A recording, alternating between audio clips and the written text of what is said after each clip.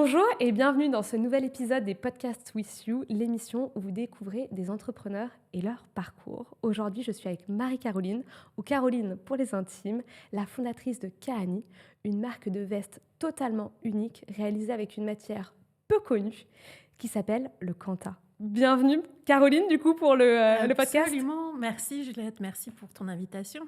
Merci à toi, c'est un plaisir de t'avoir ici et Plaisir partagé. j'ai hâte d'en savoir plus sur ton histoire. Waouh. Commençons tout de suite. Allons-y. Raconte-nous pourquoi Kaani, pourquoi ce nom? Ok, écoute Kahani. Kahani, ça veut dire histoire au pluriel en hindi. D'accord. Alors je pourrais commencer dans plein de sens. Déjà parce qu'il y a un peu plus de 13 ans maintenant, j'ai découvert l'Inde, totalement par hasard. Je m'y suis rendue parce que éventuellement j'allais reprendre une boulangerie-pâtisserie à Bombay. Voilà. Et puis finalement, après quelques jours de visite, je me suis rendu compte que le projet, je le sentais pas, je ne me paraissait pas viable. Et je ne sais pas pourquoi, j'ai mis 3 t-shirts et 3 culottes dans un sac à dos et je suis partie au Rajasthan, donc au nord de l'Inde, dans la ville d'Udaipur, où j'ai finalement, dans les mois qui ont suivi, ouvert une maison d'hôtes. Donc Kahani, c'est un mot hindi parce que voilà, il fallait quelque part que je puisse communiquer ce lien profond et intime que j'ai depuis 2013 avec l'Inde. Et pourquoi histoire? Je me suis rendu compte que vraiment j'aimais profondément raconter les histoires. Et puis, il y a en Inde des histoires de femmes absolument incroyables, comme cette histoire qui va transparaître à travers Kahani, qui est l'histoire des femmes de la région du Bengale. Alors le Bengale, aujourd'hui, c'est cet état autour de Calcutta, le Bengale occidental, et puis une partie du Bangladesh, puisque en fait, les tissus que j'utilise sont multi-séculaires, on en trouve même des traces avant Jésus-Christ, et donc par conséquent, à cette époque-là, il y a une partie du Bangladesh qui était encore en Inde. Donc ces femmes de cette région du Bengale, depuis donc tous ces siècles, et bien avant que nous, on parle même d'upcycling ou de surcyclage, ont eu envie de ne pas jeter et donc de réutiliser les saris qu'elles portaient ou alors les dhotis que portaient les hommes, qui sont des vêtements en coton. Et elles ont eu l'idée de les mettre en pièces, de les superposer et ensuite de les lier ensemble par un point de broderie en ligne droite ou arrondi, un point très serré, dont les fils étaient eux-mêmes issus des bordures des saris. Et donc elles constituaient une pièce, un rectangle qui leur servait de couverture, qui s'appelait le kanta. Euh, voilà. Génial. Et alors toi, comment tu as découvert pour la première fois l'existence du Kanta, l'existence de ces femmes qui ont cette technique si particulière? Eh ben, écoute, quand j'ai vécu donc à Udaipur et que j'ai eu ma maison d'hôte, j'ai vu ces tissus, puisque c'est quand même particulièrement au Rajasthan qu'on travaille le textile. Donc, j'ai eu l'occasion, notamment en me déplaçant dans plusieurs endroits du Rajasthan, de voir à quel point il y avait cette richesse des tissus, ces couleurs, tous ces témoignages de technique. Bien sûr, là, moi, je suis aujourd'hui en train de mettre en lumière le Kanta, mais il faut savoir qu'en fait, l'Inde a un patrimoine textile qui est extraordinaire. Chaque région, finalement, a une spécificité, la soie, le coton, les broderies, les pièces. Enfin, pour qui est sensible au textile, l'Inde est extraordinaire. Donc, moi, j'ai choisi le Kanta parce que c'est ce que j'ai rencontré quand je me trouvais donc au Rajasthan. Euh, j'ai eu connaissance de ces femmes et étant moi-même à l'époque une femme exerçant une activité professionnelle au Rajasthan, j'ai vu que voilà, il y avait une place difficile de la femme. Bien évidemment, je suis pas du tout en train de comparer la mienne occidentale avec celle de ces femmes-là. Néanmoins, j'ai quand même pu beaucoup échanger avec elles et me rendre compte que voilà, il y avait je dirais une richesse silencieuse que j'ai eu envie de mettre en avant. J'adore le terme richesse silencieuse. Je trouve Ouais, il est si joli et si bien approprié. absolument. tu sais bien, voilà, on sait qu'il y a à travers le monde des pays où la femme n'a pas encore, à l'époque où on parle, une position où elle peut se permettre d'être libre d'exprimer, libre de choisir. Et c'est encore le cas dans certaines régions d'Inde, bien sûr. En tout cas, ces femmes, parce que je pense que malgré ça, les femmes sont éminemment fortes. Donc ces femmes avaient eu, à travers cette envie de recyclage, elles se sont créées ces espaces pendant lesquels elles pouvaient communiquer entre elles pouvaient exprimer un art, elles pouvaient broder ce qu'elles voyaient autour d'elles. Et donc elles ont su créer ces espaces on dirait, de sororité aujourd'hui, où d'ailleurs les filles, lorsqu'elles étaient en âge, venaient rejoindre leur mère. Ouais. Donc quelque chose de, voilà, de silencieux, comme cette forme pas de révolte, mais d'existence silencieuse, parce qu'elles n'avaient pas la possibilité de faire ça ouvertement, mais néanmoins, c'était bien là. Et alors raconte-nous, au début, donc normalement le kanta c'est pour faire des couvertures, Oui. enfin, de base. Comment t'en es venue à l'idée des vestes? OK. Alors ça, c'est parce que je suis un peu folle. Tout entrepreneur est un peu fou. Absolument. Non, je dirais que, il y a aujourd'hui, j'ai démarré Kahani avec les vestes, mais c'est vrai que dans les collections que je vais bientôt mettre en ligne, on découvrira qu'on peut décliner le kanta, par sous plusieurs formes, et notamment en décoration, auquel cas on peut utiliser la pièce rectangulaire en entier, donc le kanta en lui-même en entier. Quand j'ai lancé Kahani, moi j'avais envie de faire des choses qu'on puisse porter. Donc j'avais envie d'un vêtement. J'avais envie de faire porter ces morceaux d'histoire, ces tissus merveilleux par les gens, donc sur eux. Donc la veste, étant donné quand même l'épaisseur du tissu, je me suis dit, ok, je ne vais pas faire un pantalon, pas faire voilà, une chemise. Bon. J'avais envie d'une veste, j'avais envie de quelque chose qui soit confortable, qui puisse se mettre à diverses occasions. Donc la veste m'est apparue comme étant la pièce qui permettrait au plus grand nombre voilà, de la portée du kanta. Incroyable. Et donc toutes tes vestes sont totalement uniques parce que des pièces de kanta, il y en a un seul étant donné qu'elles sont faites avec d'anciens vêtements. Ouais. Comment tu les sélectionnes? Est-ce que c'est des coups de cœur? Ah ouais. Ouais. Ah, j'aimerais trop être avec toi, tu sais, en train de regarder. Alors, qui même me suivent, bienvenue Juliette. Alors je te préviens, prévois beaucoup d'eau. Les cheveux attachés, t'as les cheveux longs, n'hésite pas, prends un chouchou et surtout ne sois pas allergique à la poussière.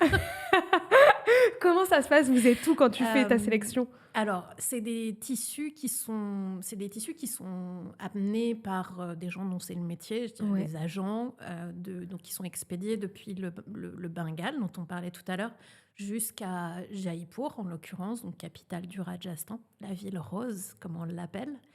Et ils sont ensuite stockés chez les fournisseurs. Et quand je parle de stocker, il faut s'imaginer des entrepôts, des hangars, des toits de tôle, d'où le chouchou, les cheveux relevés, parce qu'il peut faire particulièrement chaud sous un toit de tôle.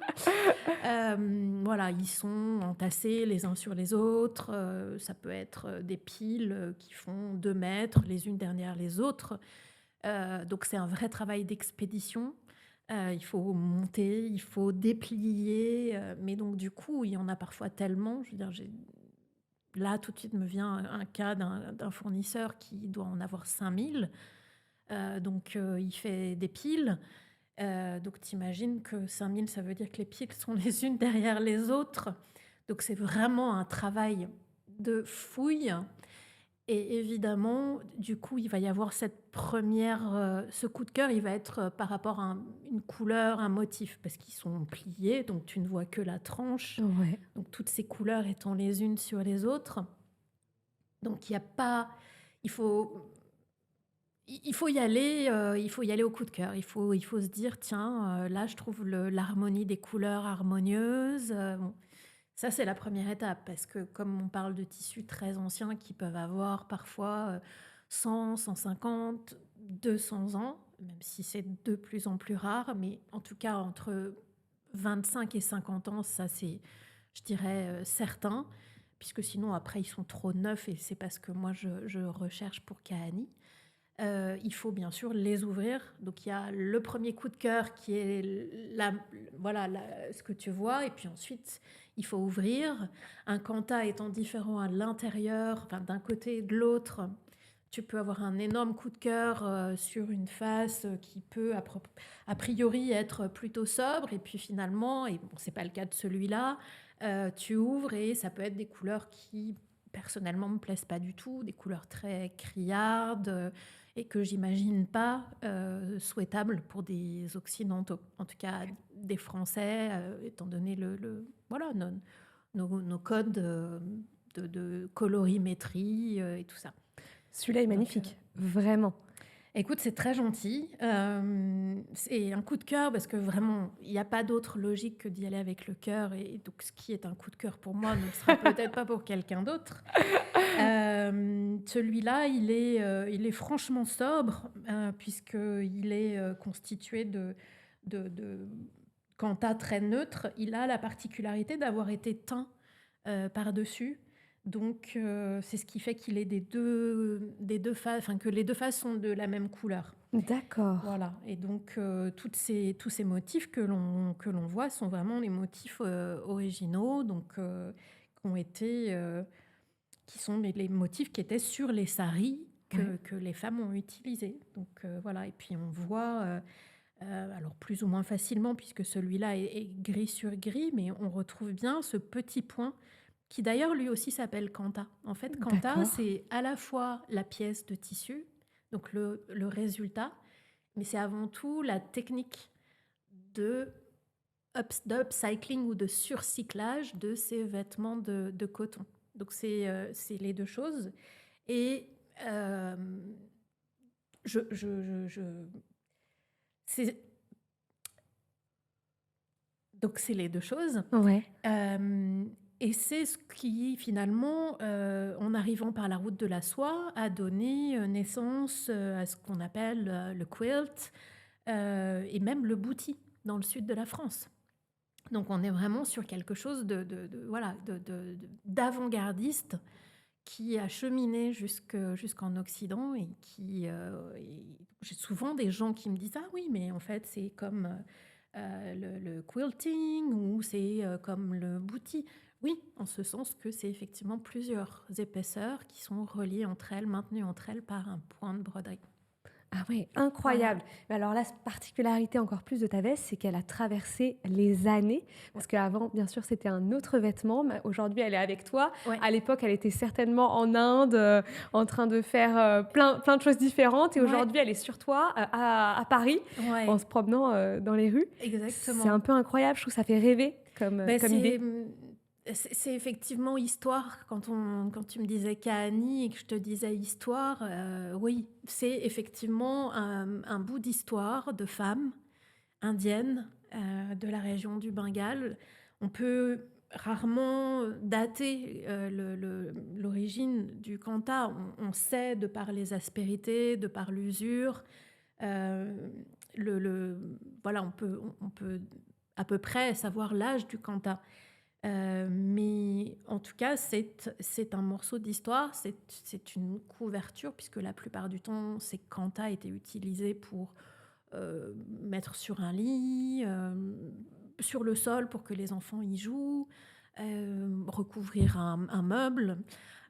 Donc, oui, c'est vraiment un morceau d'histoire que je me réjouis de transformer dans cette idée qu'en fait les choses sont pérennes, dans cette idée que, en fait, quand c'est durable, c'est aussi merveilleux. Et puis, et puis ça m'émeut particulièrement au regard de ce que je te disais, cet artisanat silencieux, cette action silencieuse, mais si forte de ces femmes. Ça me plaît du coup de mettre ça aujourd'hui en lumière et de continuer cette chaîne euh, avec ces vestes portées par aujourd'hui des Occidentaux. Très inspirant. Et alors, tu es quelqu'un quand même d'assez audacieux parce que tu nous as dit que tu voulais créer une boulangerie à l'époque en Inde. Déjà, cette idée est exceptionnelle. On va en parler plus amplement. Mais donc après, tu as créé une maison d'hôtes. Ça a duré combien de temps cette histoire de chef de maison d'hôtes? Écoute, ça a duré. Tu sais, il faut savoir que ce sont des baux. Donc j'étais pas propriétaire, j'étais Ouais. gestion locative, donc j'avais un bail commercial. Et donc, c'est des baux qui souvent sont de 11 mois. Donc, moi, j'ai fait un bail de 11 mois que j'ai pas souhaité reconduire parce que l'expérience avait été extrêmement enrichissante et que j'ai évidemment aucun regret, mais qu'à l'époque, elle a été compliquée pour tout un tas de raisons. Et donc, voilà, une année, c'était déjà merveilleux pour assouvir ce rêve qui était aussi sur ma liste, qui consistait à accueillir des gens dans un endroit que j'aurais décoré, qui porterait voilà, ma touche, ma patte, et dans lequel je ferais en sorte que les gens se sentent bien. Donc 1 an, ça a été suffisant. Parfois, parfois voilà, 11 Ouais, mois, ouais. c'est largement suffisant pour tester Exactement. un projet Ouais, ouais, et, ouais. et prendre tout ce qu'il y a à Ouais, prendre ouais, et ouais. changer de voie. Ouais, ouais, Et ouais. donc, si je calcule un petit peu, tu as eu une vie professionnelle avant ton idée de boulangerie. Qu'as-tu fait? Quelles études as-tu fait à la sortie d'école? Alors écoute, même ça, c'est pas très linéaire. On aime Je- les vies non linéaires. Ok. C'est passionnant. Écoute, j'ai commencé par faire médecine. D'accord. Je me suis brillamment plantée. Et puis ensuite, j'avais aucune idée de ce que je voulais faire. Je crois que j'aurais adoré avoir l'occasion à ce moment-là de pouvoir réfléchir, d'autant que je pense qu'il y avait cette part créative qui était vraiment là et qui demandait à s'exprimer. Mais bon, voilà, j'étais l'aînée, c'était pas le truc le plus rassurant pour mes parents. Et donc, assez traditionnellement, je suis partie en école de commerce en posant juste le deal que, voilà, après 2 années compliquées en médecine, j'avais pas envie d'une prépa. Donc, j'ai fait une belle école, mais sans prépa. Et je me suis formée, enfin, je me suis spécialisée en marketing et en communication. Et donc, très vite, j'ai glissé vers la communication externe, parce que je pense que quelque part, j'y retrouvais ce contact humain, même si évidemment, on ne parle pas des mêmes choses entre raconter l'histoire et finalement écouter l'histoire d'un malade pour le guérir. Mais il y avait quand même ce dénominateur commun qui était l'être humain. Donc voilà, très vite, j'ai fait de la com. J'ai commencé en Espagne parce que j'ai fini mon école de commerce en Espagne. Donc j'ai vécu 4 ans à Madrid. Inspirant, on va en parler. Voilà. Donc, Toujours une belle les parenthèse. couleurs, peut-être que effectivement, j'ai vraiment été sensible et sensibilisée aux couleurs dès l'Espagne, en fait. Donc voilà. Donc j'ai commencé là-bas, dans des jolies maisons de luxe, où, comme je te disais tout à l'heure, il y avait vraiment le savoir-faire d'artisans qui travaillent dans l'ombre, notamment les horlogers, puisque j'ai travaillé dans la partie horlogère. Et puis après, je suis rentrée en France. Ensuite, j'ai travaillé pour une maison de chocolat, la division luxe. Et là, j'ai eu D'accord. le plaisir, en fait, de travailler à l'international et d'aller dans des pays où il n'y avait pas de culture du chocolat, voilà, les pays du Moyen-Orient, les pays de certains pays d'Europe de l'Est, en Asie. Et donc, du coup, j'y allais pour raconter ce que c'était que le cacao, comment ça poussait, comment on pouvait avoir différents goûts de cacao. Donc, tu vois, on était toujours là dans des histoires. Et puis ça s'est terminé parce que j'ai eu envie d'autre chose. Et du coup, je suis rentrée dans un groupe hôtelier mauricien, un groupe de luxe, avec des Sympa, très beaux hein? hôtels. Oui, plutôt pas mal. T'as habité à l'île Surtout Maurice? ben voilà. Mais écoute, alors j'y habitais pas, mais j'étais en déplacement régulièrement à Maurice D'accord. et aux Maldives. Ça va, la vie n'était pas trop dure pour toi à l'époque. Non, non, non, c'était très chouette. Et là, il s'agissait de raconter finalement d'autres histoires. On était moins sur le savoir-faire, bien que tu peux pas avoir un 5 étoiles luxe sans avoir un savoir-faire et des talents, et notamment au niveau de cette humanité, de cette notion de service. Mais je disais que là, je dirais, pardon, que là, j'étais plus dans comment finalement raconter cette histoire, la faire vivre l'expérience à des clients, à des prospects pour qu'ils aient envie de venir voilà, visiter nos hôtels. C'était super glamour Oh, tu sur le m'étonnes. papier Ouais. et je suis ravie d'avoir découvert ces deux îles. Euh, il se trouve qu'en fait, on me demandait de beaucoup jouer au golf. Tu joues bien au golf? Je ne joue pas au golf. En plus, mince! Et j'ai jamais vraiment adoré jouer au golf. Je dirais que ce qui me plaît le plus dans le golf, c'est d'y aller pour observer, voilà, je suis quelqu'un de très contemplatif, donc j'adore l'environnement, j'adore ce silence, j'adore cette verdure, les petits écureuils qui courent, il y a des golfs extraordinaires, je me repense là tout de suite à celui d'Étretat avec les falaises, même évidemment celui de l'île aux Cerfs à l'île Maurice. Exceptionnel, ouais. Mais je sais pas, j'étais dans une phase un peu rebelle. J'ai rien contre le golf en particulier, mais à cette époque-là, quand on m'a dit et quand j'ai vu que mon job finissait par me faire qu'il fallait que je passe beaucoup, beaucoup de temps à jouer au golf voilà, pour rencontrer des prospects, rencontrer des clients, il m'a semblé que c'était plus très aligné avec ce que j'avais envie de faire. En fait, voilà, moi je suis une conteuse d'histoire. Et voilà, là il y avait voilà, ça prenait un tournant qui me plaisait pas trop. Et je pense, et c'est ma croyance, et donc voilà, elle m'appartient et chacun peut y adhérer ou pas. Mais je pense que les choses ne se font pas par hasard. Je crois que voilà, on m'a envoyé ça à ce moment-là parce que aussi ça faisait bientôt 15 ans que je bossais, que les choses s'étaient enchaînées, que comme je te disais tout à l'heure, j'étais passée de médecine à vouloir sauver des gens, à finalement raconter des histoires. Et à 35 ans, j'ai décidé de faire le tour du monde. Donc j'ai pris mon sac à dos. Mais ouais, mais tu me fais rêver pendant ce podcast. D'abord Quand je là, te disais Madrid, l'île Maurice. On va voyager. Dis-moi, où est-ce que t'es allée? Alors, écoute, je suis partie, j'ai voyagé d'ouest en est. Donc ma première destination a été l'Argentine. D'accord. Donc j'ai fait Paris-Buenos Aires et du coup de là, j'ai tourné donc d'ouest en est et j'ai fini par l'Asie. Donc là aussi, 11 mois de voyage en solo. Euh, merveilleux. Tu m'en donnes la chair de poule. Vraiment, Écoute, extraordinaire.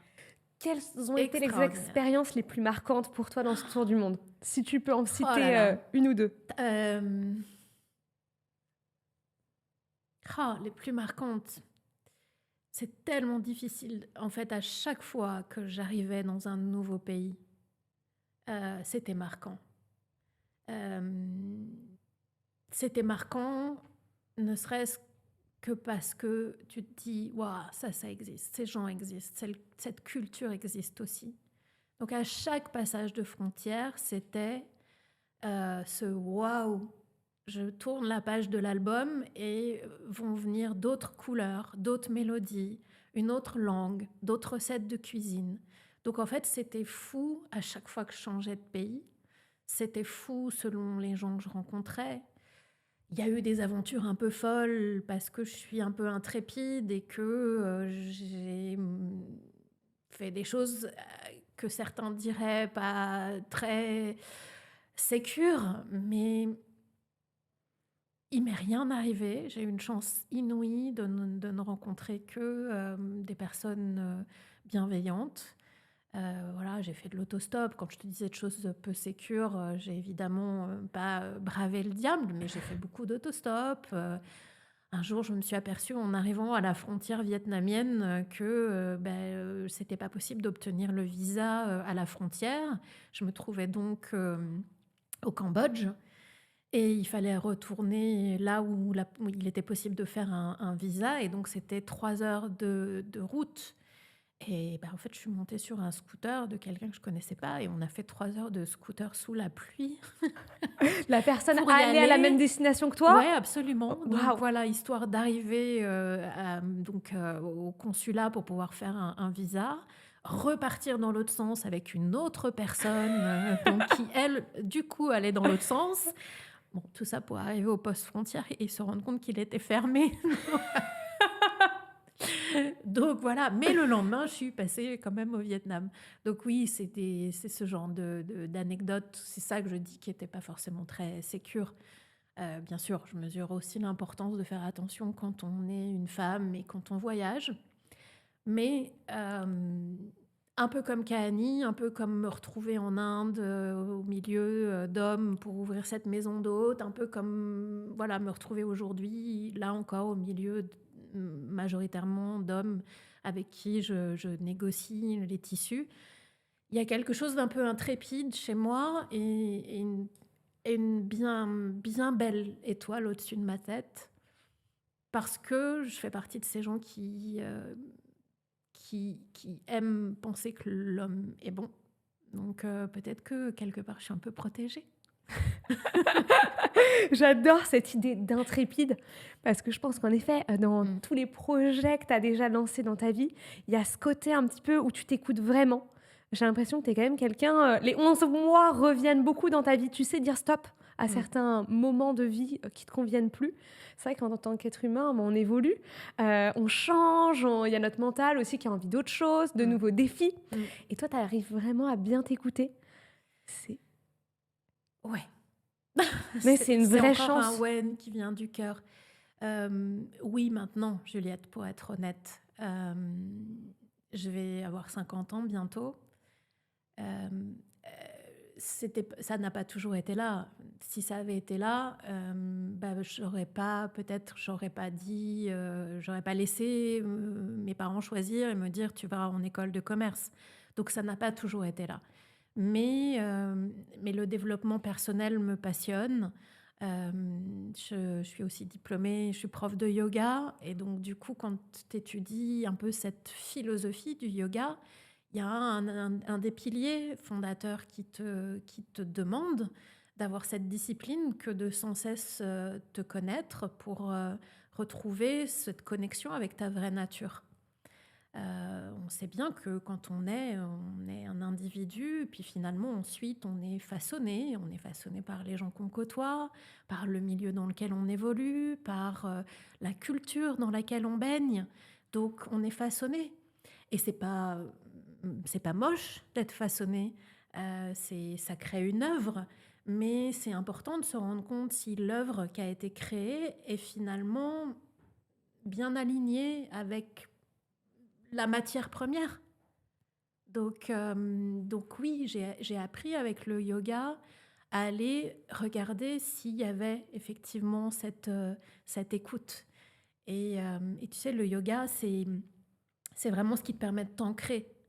En tout cas, moi, c'est vraiment à partir de là que je me suis sentie hyper légitime d'être qui j'étais, d'être vivante, d'avoir une place dans ce monde, par le simple fait d'avoir ces 2 pieds ancrés au sol et de sentir cette connexion entre le ciel et la terre. Et là, je crois que j'ai commencé à me faire cette promesse que de partir à la rencontre de moi. Donc oui, aujourd'hui, c'est hyper important. Aujourd'hui, j'en parle facilement. C'est un process, puisque le yoga est arrivé quand je suis rentrée de ma maison d'hôte en Inde. Donc on parle de 2014. D'accord. Mais oui, aujourd'hui, je m'écoute. Et c'est aussi pour ça que j'ai créé Kahani, parce que je voulais m'écouter. Je voulais vraiment parler, pardon. Faire partie et faire parler, tu vois, ça donne quelque chose de... je voulais faire parler cette part créative. Ouais. C'est génial. Tu donnes encore des cours de yoga? Oui, absolument. Mais non, où ça? Ouais, T'en as à ouais. Paris? Alors, j'en donne de manière assez confidentielle parce que Ok. Kaani me prend beaucoup de temps. Donc, je suis pas dans des studios, je donne des cours à domicile. Et puis, souvent, je fais des petits groupes qu'on organise au sein de mon réseau entre amis.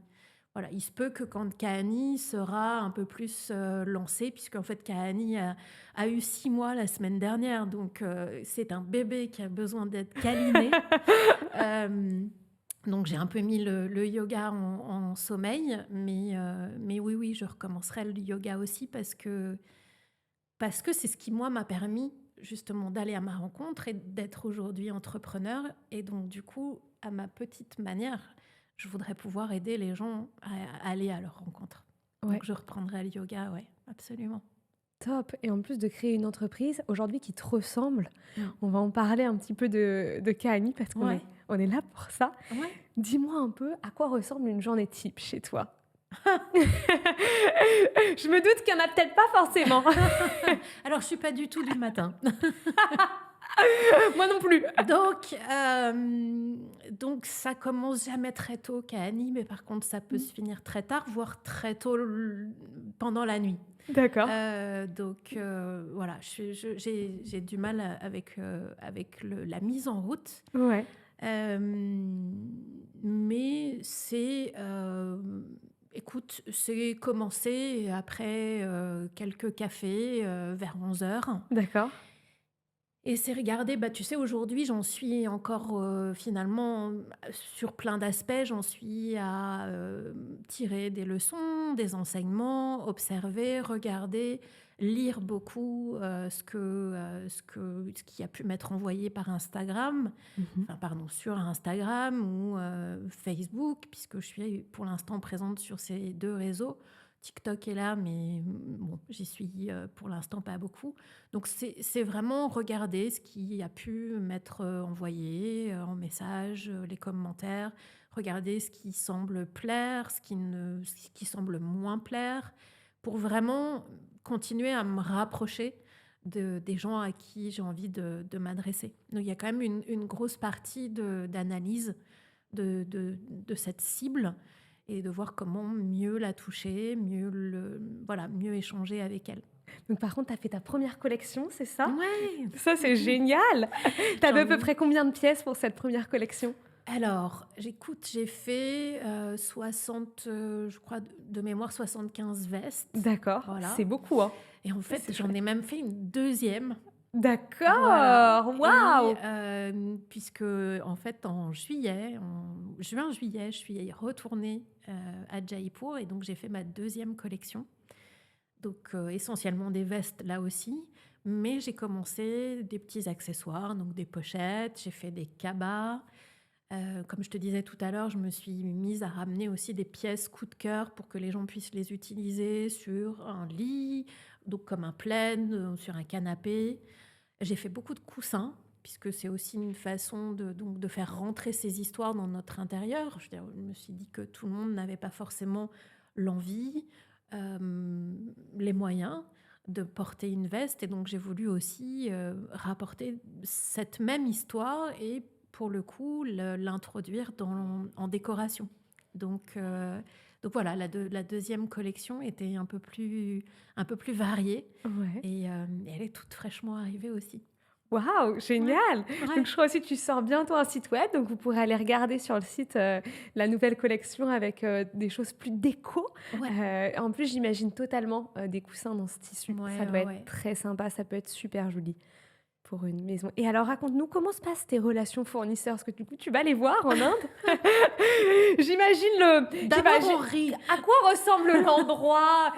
Emmène-nous dans cet univers. Alors, d'abord, rions, Juliette, avant, Vas-y, avant de rions. pleurer. Non, non, non, il n'est pas question de pleurer, mais c'est dur. Ah, d'accord. C'est dur, donc... Parles-tu la langue? Tora, tora, ça veut dire un petit peu. Un petit peu, ok. Voilà. C'est déjà pas mal. Ouais. Je parle quelques mots d'hindi, D'accord, mais c'est pas, voilà, on parle anglais entre nous. Il y a de toute manière, en plus, chez eux, une préférence à s'exprimer en anglais. d'accord. Le peu d'hindi que j'utilise, c'est quand je travaille avec des personnes qui, sont pas du tout à l'aise avec l'anglais, donc plutôt mes couturiers, mon tailleur, qui ne parle pas du tout anglais. Donc là, on fait une savante sauce de non-verbal, Google Trad, voilà. Donc, sinon, c'est de l'anglais. C'est de l'anglais majoritairement. Ouais, on Je s'exprime en anglais. C'est chouette. Je vous imagine là dans l'atelier en train de vous faire, comprendre et c'est comment en Inde de travailler, avec majoritairement des hommes, si je Ouais, comprends bien dans les ateliers en tout cas? ouais, Parce que c'est des absolument. femmes qui font la matière première, donc le tissu. Ouais. Par contre après dès que tu vas, en atelier, c'est plutôt des hommes, c'est ça? C'est plutôt des hommes. Alors les femmes sont là quand même, hein. OK. Les femmes sont notamment beaucoup là, pour, vérifier donc, ce qu'on qualifierait dans une entreprise aujourd'hui ou dans une usine de contrôle qualité. Je rigole en parlant d'usine parce que là on n'est pas, en tout cas avec ceux avec qui j'ai choisi de travailler, on n'est pas du tout sur des dimensions d'usine. Donc, on est sur des grands entrepôts, voire des petits, business familiaux. La femme est toujours là, pour vérifier, pour couper les fils, pour vérifier les coutures, donc elle est bien présente. Je dirais que ce sont, des hommes qui, eux, sont derrière les machines à coudre souvent et le tailleur, donc celui qui intervient en premier, qui va poser le patron avec moi en fonction de mes indications sur, comment faire apparaître les motifs, comment les disposer devant, derrière, lui est un homme, voilà. Donc Mais tu les fais femmes ça sont là, donc ouais, non mais c'est incroyable. Tu fais la disposition du patron, comment tu veux mettre les motifs, tu fais ça pour les 75 pièces absolument, de toutes tes collections? ouais. Et je dirais que c'est vraiment ce qui me plaît le plus, je vais te dire. C'est pour ça que quand on me dit: «Mais pourquoi est-ce que tu, alors on peut me dire: «Pourquoi est-ce que tu délègues pas cette partie?» On peut me dire: «Mais pourquoi est-ce que tu y vas et pourquoi est-ce que tu y restes autant de temps?» puisque ça prend du temps, hein, entre le process de sélection des kantas, ensuite qu'ils soient nettoyés, parce que j'en ai pas parlé tout à l'heure, mais bien évidemment que le kanta, la pièce de tissu est nettoyée avant d'être, exploitée pour, qu'elle devienne une veste. Donc, il faut tout ça et puis ensuite il faut donc regarder, en tout cas c'est comme ça que moi j'aime travailler, ouvrir la pièce devant moi et puis là tout de suite me dire: «OK, je vois que ces couleurs-là, elles vont aller plutôt devant». Bon, tu sais, comme je te disais, ce sont des pièces qui sont faites de plusieurs morceaux de tissu, donc il y a un aspect souvent patchwork. Donc tu peux avoir envie que, une couleur ne figure pas sur le devant ou qu'au contraire elle aille réveiller une manche. Donc il y a vraiment comme un travail de puzzle. Donc oui, moi j'étends le kanta devant moi et je visualise. Et puis ensuite, on met ça sur la table de coupe qui est une très grande table, donc avec le tailleur qu'on appelle Master G. D'accord. Ji, c'est ce suffixe de respect, donc le master étant le maître, et donc master Ji. Et là, on place les morceaux donc de papier du patron et on découpe. Et autre partie qui, je dirais, est maintenant assez connue de mes clientes, et elles s'en amusent, c'est qu'en fait, tu vois, je recouvre chacune des coutures d'un biais de coton Mmh. uni. Et donc, je prends aussi énormément de plaisir à choisir l'harmonie entre le kanta et les biais de coton. Là où certains ont pris le parti de rester sur des choses très neutres, du ton sur ton, moi j'ose. Et donc, par exemple, voilà, il me paraissait assez évident de pimper ce gris avec du terracotta. C'est glamour. Voilà. Ça fait la petite touche, spéciale de ta veste et c'est le petit clin d'œil, en plus. Ouais. De Et puis que tu vois, en plus, c'est totalement raccord avec les fauteuils d'aujourd'hui et ça n'était pas fait exprès. Tu sais, on dit parfois, rien n'arrive par hasard et vraiment, j'en ai fait mon credo. Donc, voilà, non, non, ça c'était pour la petite blague, tu devais être sur ces fauteuils. C'est Voilà, je d'accord. devais être là avec toi aujourd'hui, Non, mais sans aucun doute. si tu le dis. Et alors les productions, après, ça prend combien de temps? Donc tu lui dis: «Voilà, moi on fait ça comme ça, on coupe, de cette manière-là». Tu Ouais. les aides à couper, si je comprends bien, un petit Non, peu? non, non, j'aide pas. Non? Je suis de l'autre côté de la table de coupe. J'ai D'accord. beaucoup de respect pour leur travail et puis comme tu disais tout à l'heure comme j'expliquais, ce sont des hommes. On est au Rajasthan. Culturellement, il y a quand même une distance OK. nécessaire. Il faut et ça, c'est ce qui m'a pris du temps au début quand j'ai lancé Kahani et que j'ai démarré la recherche des personnes avec qui j'allais travailler donc en janvier-février. J'ai cherché, la dose, parfaite de, je vous guide, mais bien évidemment, vous êtes, le spécialiste. Donc, Master J. ouais, Ouais, voilà. voilà. Donc du coup, non, non, je reste en retrait, je suis là, mais c'est lui qui coupe. Donc, Et après, ça met combien de temps à faire une veste comme alors ça? oui, eh ben, écoute, pour couper, je dirais qu'il faut une bonne heure. Mmh. Et ensuite, on va dire, 2 heures pour coudre, la veste, parce qu'il y a finalement quand même pas mal d'assemblage. Il y a ces fameux donc, billets de coton à rajouter, et puis ensuite il y a le contrôle qualité donc, réalisé par ces femmes dont je te parlais. Donc, oui, on peut considérer qu'il faut 4 heures pour une veste. Et toi, quand tu dois en faire 75, tu dois rester sur place, Ouais. quelques jours. Ça te fait des petites vacances en plus. Ça me fait des vacances. Non, non, mais absolument. Moi, de toute manière, avant de commencer Kahani, j'étais quelqu'un, et depuis que j'y ai habité donc en 2013, je suis en Inde tous les ans. Donc, c'est vraiment ma deuxième maison. J'aime cette culture, j'aime ces gens, j'aime ce que j'y trouve, j'aime cette énergie de tout est possible, donc j'y suis.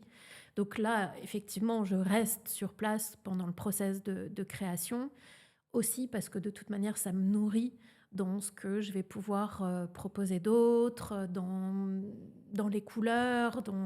C'est pour moi une grande source d'inspiration. J'ai deux grandes sources d'inspiration qui sont observer les gens quand je suis en France. Voilà, regarder la mode, regarder les corps, les grandes, les petites, les enrobées, les menues, les blondes, les rousses, les brunes, et me dire, voilà, tiens, quelle palette, quelle forme créer pour que toutes et tous d'ailleurs, puisque j'ai aussi des hommes qui portent mes vestes, même s'ils sont évidemment beaucoup moins nombreux, mais que créer pour que tous puissent, s'ils en ont envie, avoir la possibilité de porter un morceau d'histoire d'Inde. En plus, pendant ce temps que tu parlais, j'étais en train de m'imaginer ma veste Kahani parfaite. Je sais pas pourquoi je l'imaginais rose, un peu rose vif. Si jamais Ah, un jour tu as un Quentin rose vif, je suis preneuse. j'en ai, Juliette. Génial, ça serait top. J'adore le rose. Écoute, c'est une couleur qu'on retrouve de toute manière beaucoup parce que, alors, comme on disait, c'est issu des saris et il y a quand même culturellement des couleurs qui sont plus présentes que d'autres dans les vêtements indiens.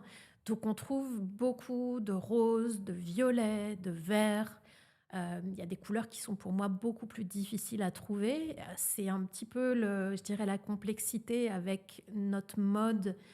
Alors, je vais parler d'une mode parisienne parce que c'est celle que je connais le plus, mais c'est vrai que quand on va dans le sud, il y a déjà beaucoup plus de couleurs. Mais quand tu t'adresses à une clientèle parisienne, il est certain qu'on va avoir tendance à porter des couleurs sombres, couleurs qu'on qualifie de classiques, ou alors des tons comme du terracotta, des marrons, des bordeaux.